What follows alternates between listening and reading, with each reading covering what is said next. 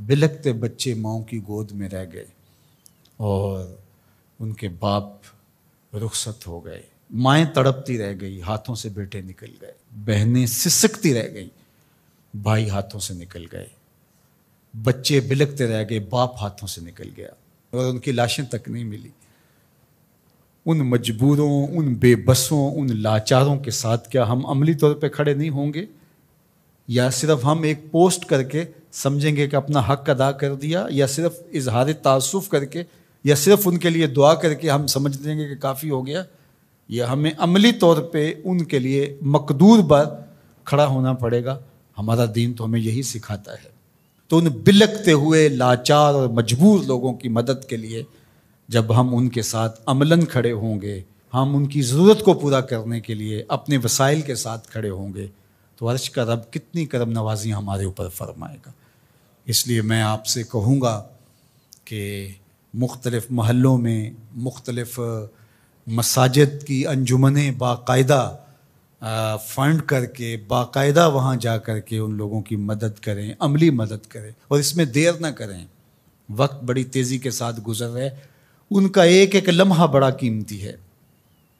ایک وقت کا کھانا کھایا ہے تو دوسرے وقت کا کھانا نہیں ہے۔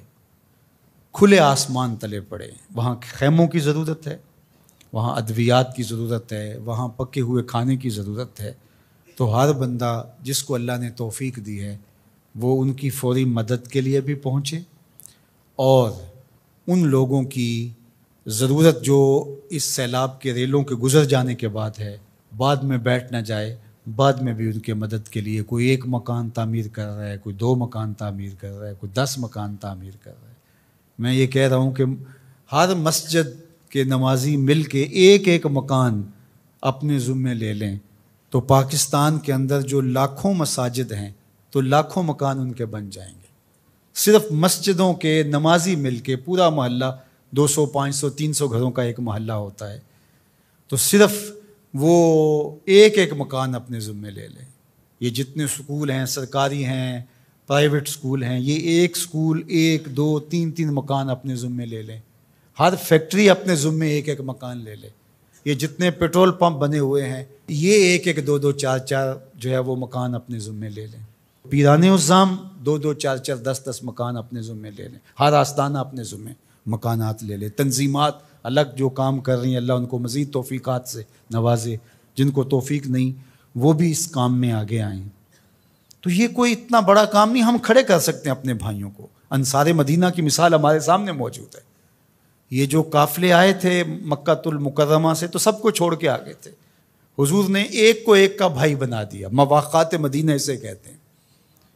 تو انہوں نے آدھا آدھا سامان، اپنے باغ، اپنی ساری چیزیں آدھی آدھی ان کے سپرد کر دی کہ آپ ہمارے بھائی ہیں۔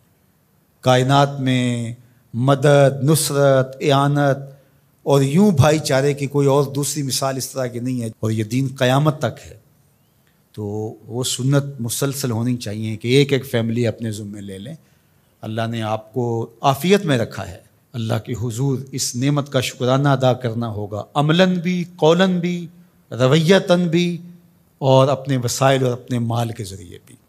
سیاسی لوگ بھی 2-4 ہفتے کے لیے اپنی ساری باہمی مخاصمتیں یہ معطل کر دیں اور ان اپنے بھائیوں کے ساتھ کھڑے ہو جائیں جا کے، اور حکومت وقت بھی ترجیحاً ان کو دیکھے۔ یہ باہر کے دورے آگے پیچھے یہ جو کچھ ہو رہا ہے، یہ وقت نہیں ہے کچھ کہنے کا، ورنہ وہ کیا کسی نے کہا تھا کہ تمہارے بچے ہمارے ٹیکسوں سے پل رہے ہیں، ہمارے بچوں کو زرد سیلاب کھا گیا، ہمارے بچے پانی میں بہہ گئے، ہمارے مکان منہدم ہو گئے، اور تمہاری زندگیاں بہت اچھی گزر رہی ہیں، تھوڑی دیر نیچے آؤ، اترو اور ان کی اشک شوئی کرو۔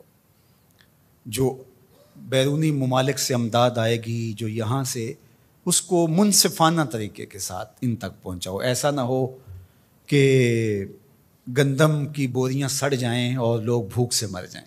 انہوں نے قیامت کے دن گریبان پکڑنا ہے۔ وہ بچے جن کی لاشیں پھول گئی ہیں ان پانیوں کے اندر، وہ نیم برہنہ بچے، کیا وہ قیامت کے دن گریبان نہیں پکڑیں گے؟ کیا جواب دے سکیں گے ہم اللہ اس کے رسول کے سامنے؟ ادارۃ المصطفیٰ اپنی بساط کے مطابق اپنے ان بھائیوں کے ساتھ کھڑا ہے، آپ ہمارے ساتھ کھڑے ہو جائیں، مل کے ہم کام کرتے ہیں۔ جس تنظیم کے ساتھ بھی آپ کا اطمینان قلب ہے، اعتماد ہے، اس کے ساتھ کھڑے ہو جائیں۔ یہ بڑی تیزی کے ساتھ کام کرنے کا وقت ہے، زیادہ سوچنے کا وقت نہیں ہے، فوراً کسی کے ساتھ جڑ جائیں، خود چلے جائیں، دوڑ پڑیں وہاں۔ آپ ان کے ساتھ کھڑے ہوں گے، وہ اپنے ساتھ آپ کو موجود پا کر ہی جو ہے ان کو تسلی ہوگی، تشفی ہوگی کہ یہ ہمارے درد میں ہمارے کوئی آنسو تو پوچھنے والا ہے۔